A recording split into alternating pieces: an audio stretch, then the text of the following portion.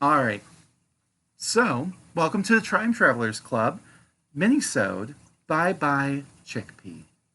So, I noticed over the last couple episodes that we have a very important character we need to still talk about. And he hasn't really been able to fit into the narrative quite easily because we've been all over the place, everywhere but Rome proper. Yet he's been really important to this story up until this point, and he's about to peace out. So I thought it was only fair that we give him the time of day, the one, the only, the number one shitster and Regina George of his time, Cicero, Cicero. aka Chickpea, because he owned a plantation where people were enslaved, and his family was really known for chickpeas. So yeah, even his cute nickname has dark innuendo. Anyway, Cute little nickname, Chickpea. it's dark A legacy of enslavement and killing people for farming purposes. and misogyny. Don't forget the misogyny. Absolutely. So, with that being said, during this civil war that's been going on all around us, the world's falling apart. Oh, I mean this one in the past, not the current one. Cicero took a stance of neutrality. And you don't see them. I'm doing air quotes. Not because he was a good person, but because he just hated both sides. He viewed the triumphant, as weak sissy boys. The triumvirate, that is, and then the liberators as villains who murdered someone, even though he also hated Caesar, because this man could not make up his mind. And also, we'd like to point out he was there and didn't stop them either. No, he didn't. He just like bounced. He was just like, oh shit, oh shit. They were serial. But he also found himself as the most influential man in Rome after the Ides, and therefore in the same bind as Cleopatra. Which side was he to join? There's irony there, of course, but you know. Also, just to point out, this was the fifth civil war in like his own lifetime. Been there, done that. Right. Like he's an expert. But by May of 44 BCE, Cicero felt Rome was no longer safe for him and ended up aligning himself more with a guy called Dolabella. We've talked about him before. He's a snake. He's a little bitch. But by this time, he had been lining up with the Caesarians, right? AKA, Mark Antony, Octavian, Lepidus, all them. At this time, he had been Cicero's son-in-law for 4 years. And he and Cicero's daughter had divorced. I read that wrong. But by this point, he had been his son-in-law, Cicero's that is, for 4 years. But ultimately had divorced her while she was still pregnant. Because Dolabella's a classy guy like that. Upstanding. Yeah. But Cicero wasn't apparently too mad because he did pinky promise he was going to pay off that dowry because that was custom. It's like, okay, you can divorce her and ruin her.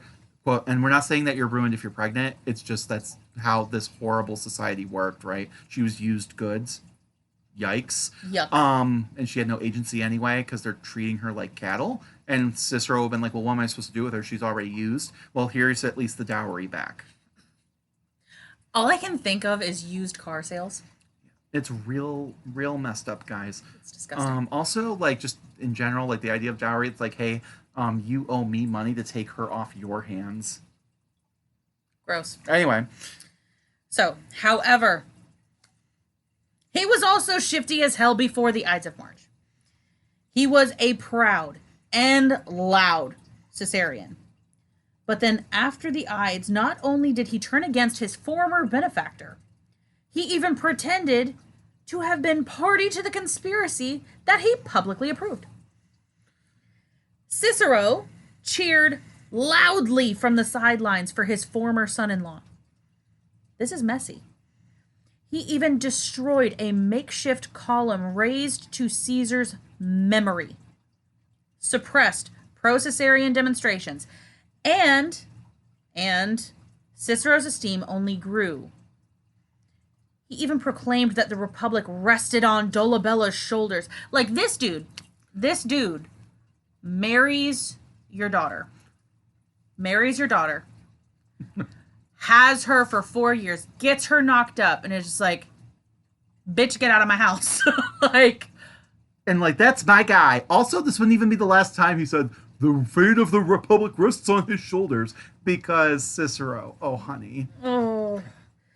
But literally, a week later, he was through with his former son-in-law because apparently Dolabella had neglected to make good on his debt. AKA, he did not pay back the dowry.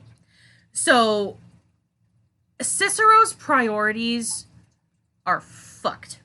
And his allegiance swings faster than a pendulum in an earthquake. But we're about to find out what never changes. Because in order to swing, you have to have a central point, right?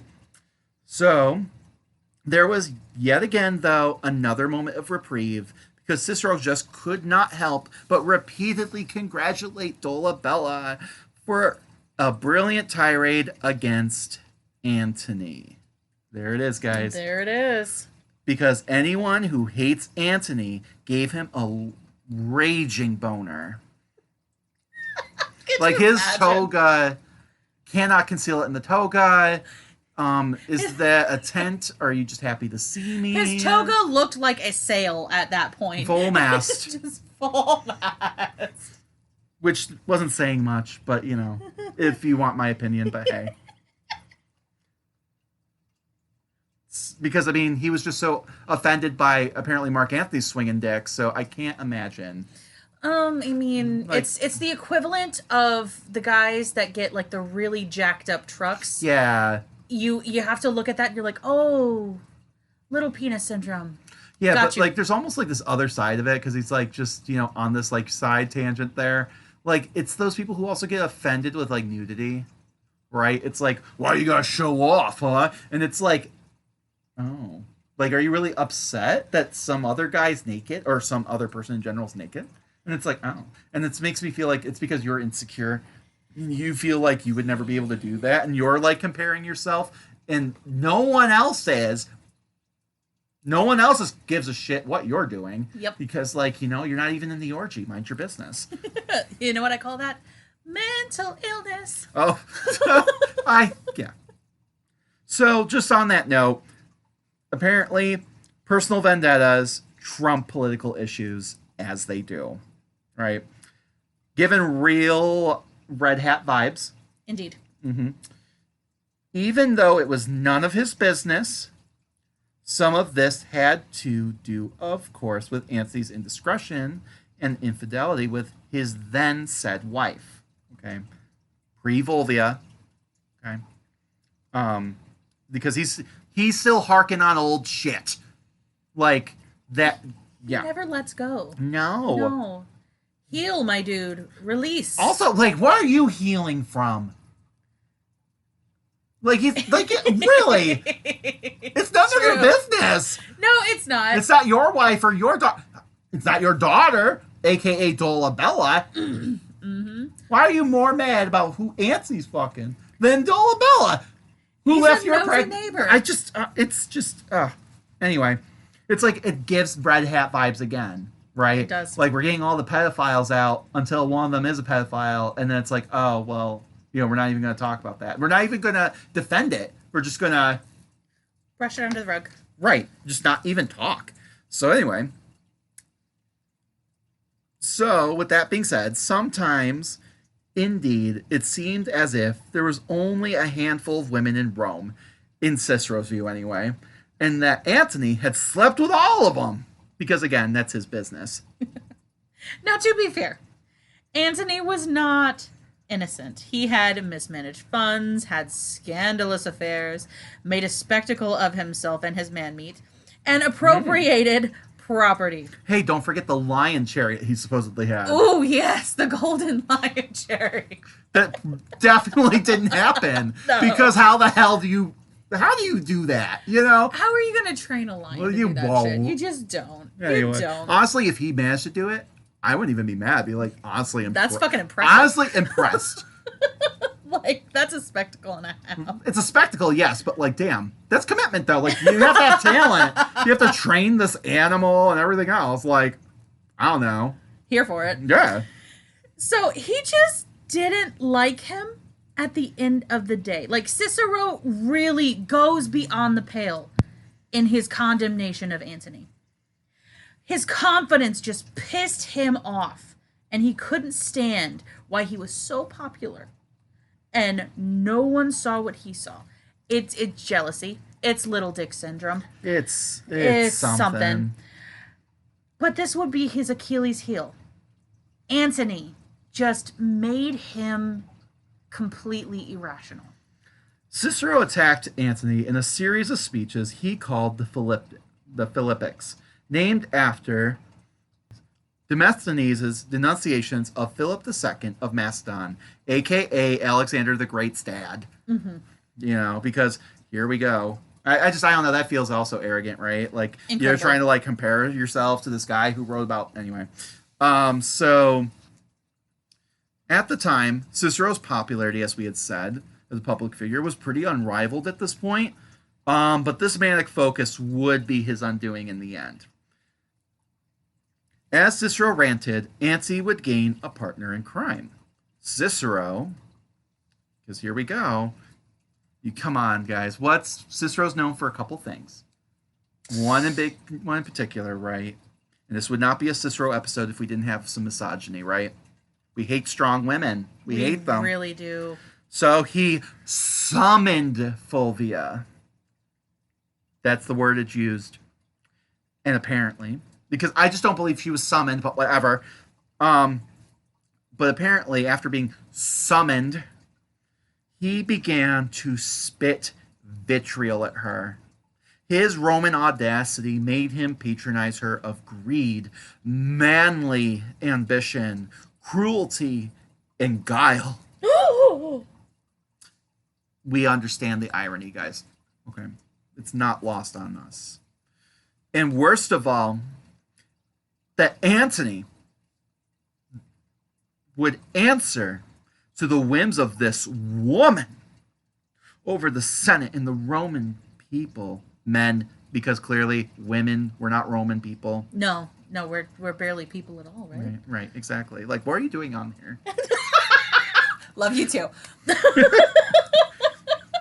And honestly, yes, she was guilty of this. Like, okay, like I'm not writing a story here that Fulvia was this innocent person. Absolutely not. And she would never say that about herself either. It's why we like her, right? Absolutely. Like, and we're going to get into her a little more eventually, not today, but for the sake of this story, yeah. But she was no different than what any other Roman man, including Cicero, had and was currently doing. Mm-hmm. No, what made this truly offensive was her gender, aka her vulva, if you know what I mean. One, how dare you, but two, that's clever. You know someone's made that joke before. Probably, but I hadn't heard it and I hadn't thought of it, and now I'm angry that I hadn't thought of it. Honestly, I want her to wear that as a badge of honor. Good for her. She's like the fearless vulva, the toughest organ on the body. Okay. Honestly, I need a shirt. Fulvia's vulva. That's like adamantium. Like, Absolutely. Like Wolverine got nothing on her. Someone needs to make that into a shield. Shit. I would so carry a shield with like an impression of her vulva on there. I want it so bad. I need earrings. Oh, we'll get to that. Like, because I have ideas for the earrings. Like, yeah, like, but I don't, no spoilers, guys. We'll get there. So, and for all that being said, right, this is all super offensive because she's a woman, right? If she had been a man, no one would care, or at least not summon them. So, but because of that, for misogynistic conservative men like Cicero, he was outraged by her, quote, lack of shame and audacity. Yeah. Literally, like, you should be ashamed of yourself. You should know better. You should be at home, like, making meals and stuff. But here you are, thinking you're just some man who has, like, some kind of authority. Aren't you ashamed? No. No, she was not. It's spoiler alert. I feel like it's not because it's Fulvia. It's Fulvia. But because she was not ashamed, therefore she must be monstrous. And rumors would follow. Speaking of women Cicero couldn't stand. By the end of 43 BCE, Cleo was dealing with famine, and the Roman Civil War was coming to a head. Meanwhile, Cicero supported Decimus Junius Brutus Albinus as governor of Cisalpine Gaul, and urged the Senate to name Antony an enemy of the state. This is some petty shit, guys. Granted, one could argue Antony having control over the eastern provinces in Gaul would be an awesome amount of wealth and power under his control, but, 3/4 of the Republic's territories and most of the wealthy ones. Cicero's reasons were far more personal, and he would support anyone else over Antony being in control of the territory. It was the speech of Lucius Piso, Caesar's father-in-law, delayed proceedings against Antony, but Antony was later declared an enemy of the state when he refused to lift the siege of Mutina, which was in the hands of Decimus Brutus. They would end up sending Octavian in to break that siege, and Antony would be forced into a retreat. With Antony defeated, the Senate assigned command of the legions in northern Italy to Decimus. Yeah, I mean, this was definitely a political blunder on Antony's part. He's like, I'm going to take what I want, what I feel like I'm owed. I'm not going to listen, and giving Jock energy for sure. And no, it didn't work out in his favor. No. And when we say Octavian came in, I mean, like, let's be real. He sent someone else, and he was just kind of like, oh, hold on, I have to use the bathroom. And he came back, and it was done. And he's like, oh, wow, guys, good job. I'll take the credit for that. Octavian, every time Octavian pops up, I'm just like, this little, like... Yeah, he's a twerp. This little shit right here. Yeah, he's just a twerp, like Christ. But he's a dangerous twerp. He's smart, so don't count it against him. But yeah, I mean, it's a political blunder, though, because, you have Decimus, kind of just like, he was going to have part of that. Well, now he's got the whole thing. Yeah. I mean, so it backfired. But if you thought that this was going to be a permanent setback, you'd be wrong. And Cicero most certainly would be disappointed. Because ultimately, Cicero's plan to drive Antony out failed. Because Antony and Octavian reconciled and allied with third wheel Lepidus. Like, there's another show that I listen to, Ancient History Fangirl, and like they had like a whole episode, and they make Lepidus like Butters. And like they'll be like, oh, hamburgers, and I'm just like, I can't get the image out of my head. Like, he's like General Chaos or whatever. He's got the little hat and everything. Oh my and I'm like, goodness. I could just see Lepidus being like, oh, hamburgers. Every time. No, I just see a little Labrador, like a Labrador puppy. It's just like, I'm so excited, guys. Yeah. Well, he's just there. He's just happy to be there and help. He does end up pushing back at later on, kind of in the story, but trust me, the one time he actually stands up for himself, it don't end well. But anyway, they're all reconciled. They're buds now. They've divvied everything up, right? We've gone over that before. And they have now formed the second triumvirate because the first one went so well. Indeed. But whatever. And those people got along probably a lot better than honestly these guys did, but whatever. Yeah. But the alliance came into official existence with something called the Lex Titia. Titties. And that was passed on the 27th of November in 43 BCE, which gave each triumvirate consular imperium for 5 years. Just to remember, guys, consuls were originally only supposed to be a year. So here we are. And that was like within everyone's lifetime. Yeah. Yeah, just because it's in your constitution. I wonder if we should listen to that. No, we're different. It's different now. The triumvirate immediately, though, began a prescription of their enemies, modeled after that of Sulla in 82 BCE. Remember that guy? The guy who died a horrible worm death? Indeed. But he was the one who, like, it was just a free-for-all. Like, you had, like, lists, like, just posted in the forum, like, on pillars and crap. And, like, you could go kill your neighbor for their stuff and then just write their name on that list and no one really checked or looked too hard. This is the kind of violence we were dealing with. You just didn't like someone's fucking face, so you killed them, and then you're like, oh shit, they weren't on the list, and then you just like pencil them in, and no one knows that the handwriting was different. I mean, why would they? It's all straight lines. Well, I just find it funny. Could you imagine like someone like it's like a printed document, and then someone just like with like a pencil like just wrote it on, and everyone's like, yeah, that looks valid. I laugh because honestly, if I follow that thought, I'm gonna cry. But yeah, so there we are, and we're in the worst timeline. Yeah. Indeed. It's fine.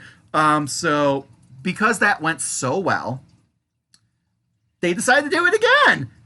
And all three of them are agreeing. It's different though, because now three of them are all agreeing. Yeah. But there's someone Mark Yancey was getting real fucking sick of. I wonder who that could be. Yeah, maybe the guy who killed his stepdad. Maybe the guy who pinned the Philippics? The guy who had the audacity to apparently summon his fucking wife and talk her down. Who would that be? I don't know. Well, Cicero and all his contacts and supporters were numbered amongst the enemies of the state, even though Octavian argued for 2 days against Cicero being added to the list. Now, here's the thing. I'm not saying Octavian's cool for this, but I mean, he is smart.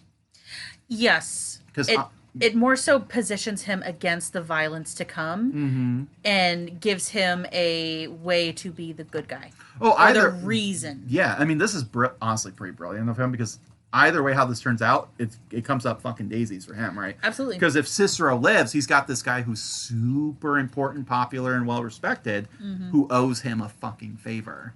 If he doesn't live, well, he's like, I was the voice, like you said, the voice of reason. And, right. And he can always take the stance of like, well, look how violent everybody is and blah, blah, blah. And I stood do that. Right, which we will see that's bullshit, but whatever.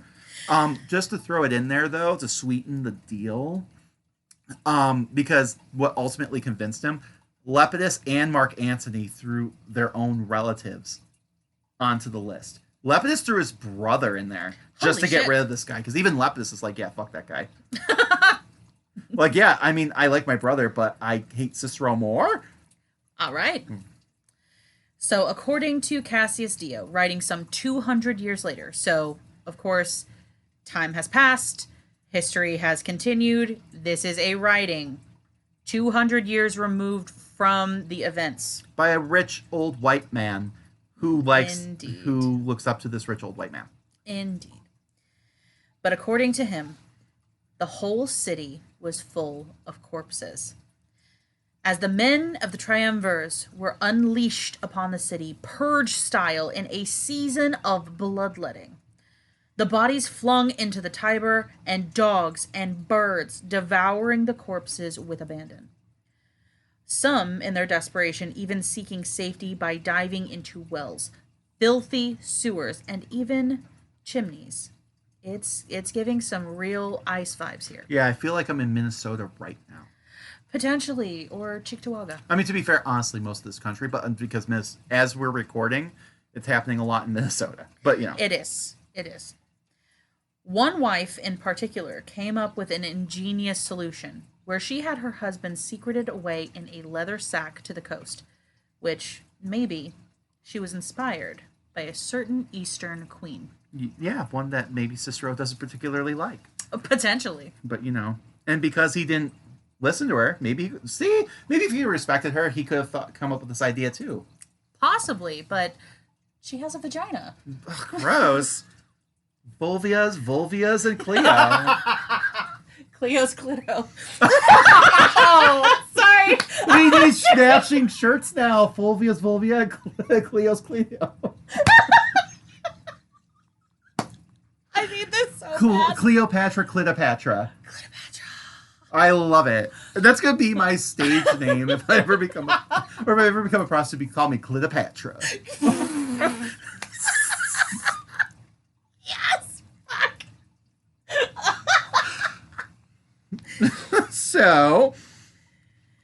So as we had mentioned, Cicero's on this list, and he was one of the most viciously and doggedly hunted amongst the proscribed. Lepidus gave up a brother for this fucker. So, of course he was. He was viewed, though, with sympathy by a large segment of the public. Well, according to the people writing afterwards, but hindsight's 50-50.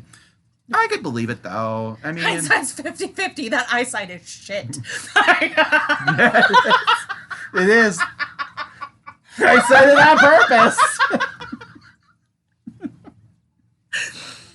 That's why I said it. Because, I mean, we're reliving history. Roman history right now, guys. And that was like 2,000 years ago. And we've already made this mistake like 8 times in between. Oh, fuck. But whatever. We're on the worst timeline.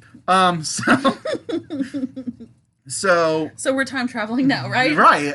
See? We don't even need a time machine because we just get to relive it in different clothes. We laugh so we don't cry. So, having abandoned all sorts of plans for escape, and it's kind of given like, not even that he was like trying to plan to escape, but that people were like, oh, you should try and get out of here, and he kept going like, no, I can't, I shan't, but whatever. He would be eventually caught, though, on the 7th of December, 43 BC, leaving his villa in Forme, just south of Rome.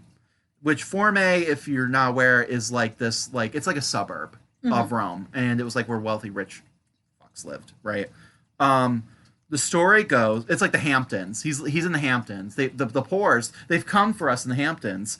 But anyway, the story goes that he had just lain down for a nap, went up, and okay, guys, it's a story. I'm putting this out there right now, and you're going to see why. Okay. A crow flew into the window and began to peck at his bed covers. The slaves, read this as a sign of an impending doom and begged him to flee by having them, like, they literally, it's written that they begged for them to carry him. How noble. Right, okay, whatever. No. But having them carry him to the sea in a litter where he could embark on a ship destined for Macedonia. Apparently, quite reluctantly, because he just didn't want to abandon his beloved Rome, he would eventually cave, and he climbed into the litter, a copy of Euripides, a famous tragic poet, in hand, which I find hilarious because Euripides was pro-woman, and he's the same guy who wrote the Bacchae, and it was Eat the Rich, literally, but whatever. I wonder, do they have Mockingjay in their hands on this one? But just minutes later, a centurion smashed down the door to the villa, only to find that their quarry had just left and was down the road. Meanwhile, Cicero gave the orders to have his now terrified servants, because apparently they just realized, oh shit, maybe this wasn't a great idea, maybe we should have given them up or whatever, to set him down amongst the trees as he, quote, wanted to look his murderers in the eye. Oh, how poetic. This 100% happened, guys. There was the crow, the servants begging to carry him, all of it. Everything. All of it's true.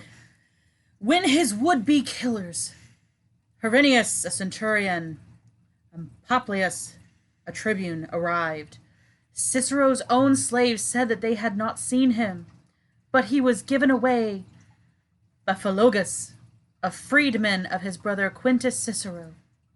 He bowed to his captors, leaning his head out of the litter in a gladiatorial gesture to ease the task. By baring his neck and throat to the soldiers, he was indicating that he would not resist. According to Plutarch, Herennius first slew him and then cut off his head. So I love that he, like, bares his neck and, like, he's like, just do it. make it a swift death. They're like, okay. And it sounds like they just like stabbed him in the guts and then chopped his head off. Like, you fucker. We're just gonna kill you the way that we want to kill Like, you. goddamn, You don't get a choice. don't tell me what to do. Don't tell me what to do, Mom. Goddamn. And since this is wrong, they would absolutely stab their mom. They fucking would. That makes me so Oh, that reminds me depressed. of God, what's her name? Why am I blanking all of a sudden? Nero's mom. Smite my womb. my whoop. Fuck. I need that on a t-shirt too. Fuck. So, on Antony's instructions, Cicero's hands, which had pinned the Philippics against Antony, were cut off as well. Those were nailed along with his head on the rostra in the Forum Romanum, according to the tradition of Marius and Sulla, both of whom had displayed the heads of their enemies in the Forum. And to be fair, if I remember correctly, if this is true, okay, like, he kind of did that to his stepdad, right? Correct. Like after they done and choked them sweetly in the pit. Choked sweetly. in the dark hole. Goodbye, sweet prince. Just die. I'm pretty sure they chopped off their heads and displayed them too. So They did. which I mean, we could talk about that too. Like, we kind of had thought, right, when we were doing our rehearsals of this, she's like, I don't know if I really believe Mark Antony would do that. And we're going to discuss why. We kind of compare notes, and I don't want to give spoilers, but if you look at his trajectory, yes, he's kind of a brute. He's a bit of a jock, but typically he is a pretty honorable guy once the people are dead, right? And he usually treats the bodies with dignity and respects their positions. But I'm like, you know what, Cicero though? There's more there. This fucker, these other people that this kind of comes down to, it's not quite as personal, right? Even Brutus when he died and stuff like that. Yeah, he's probably not a big fan of Brutus who stabbed his best buddy. But Brutus was politically inclined more than anything else. And True. And he was still a man of honor. And he wasn't making it super personal. But this was the guy who fucking choked his stepdad in a pit. Because... Yep. And overran all of the Roman laws to do it. Yep. And yet this is the same guy who goes Roman virtue and republicanism and upholding the proper old ways, and unless it's inconvenient for him. And you know what? Law and order, unless I don't like it. Right. And then Antony saw right through that fucking hypocrisy. And then and it doesn't just end there. He's killed so many people. He watched Caesar fucking get stabbed. He's watched this guy flip-flop back and forth. He's been writing nasty shit about him and humiliated people in all these different people in his life. Yeah, I bet you there was something. By then, it's fuck you, guy. I don't know. I mean, in the poetry of it, the pure imagery and poetry of it, this fucker carried around a diary which he was consistently writing in. Write this, bitch. But Cicero in his fucking burn book. His fucking burn book. You just imagine Cicero, those statues, just if you don't know who Cicero, it's okay. Just imagine some old white guy in a marble statue and you've got the gist, right? Pretty much. And just imagine him all stoic and stuff, right? And then in his hand he's holding that pink pen with the fuzzy end on it. That's Cicero. It is so. So, all that being said, apparently Cicero was the only victim of the proscriptions who was displayed in this manner, which honestly, let's give Antony the credit. We just heard about all these people who were just dumped in the river or weren't even given that much thought and just left in the streets to be eaten. So, I mean, True. You know what? Maybe it's a sign of honor, but whatever. But, of course, there's one more later addition to the story.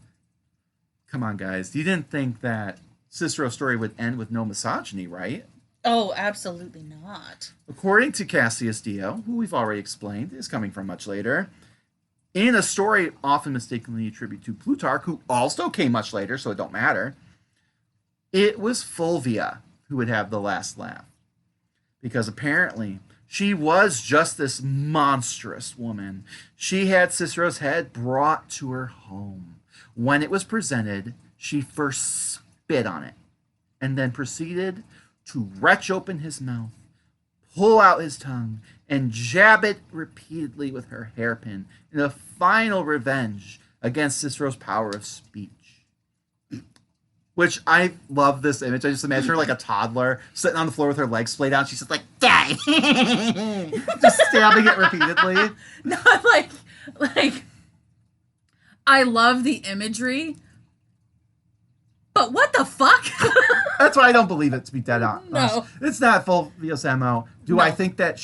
No. Could I believe that his head's in the forum? And she absolutely went there, went hawked to it at the head and said, screw you, and maybe flip the bird? Yeah. Oh, 100,000%. But she's not going to take all that time. And again, it's like this message that she was the one stringing Anthony along because he was just so fucking pussy whipped, and that like he cut this head off and had it brought to her, and then like so that she could just like a little kid stab at his fucking tongue because she's an immature little bitch.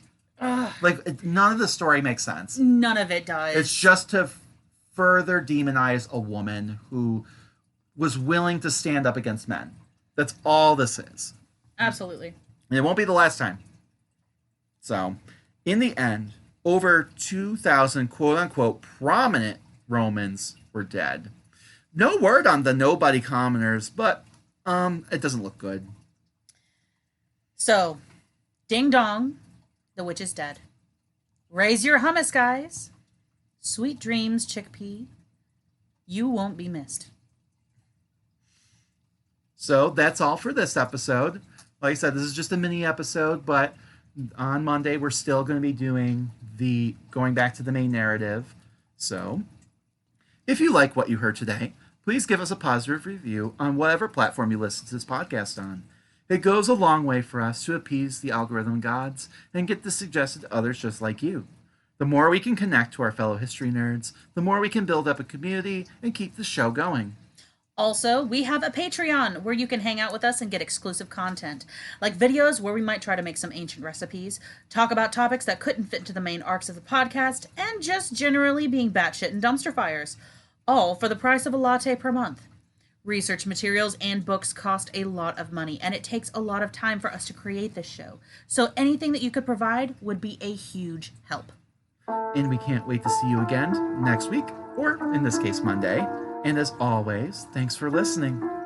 Bye for now.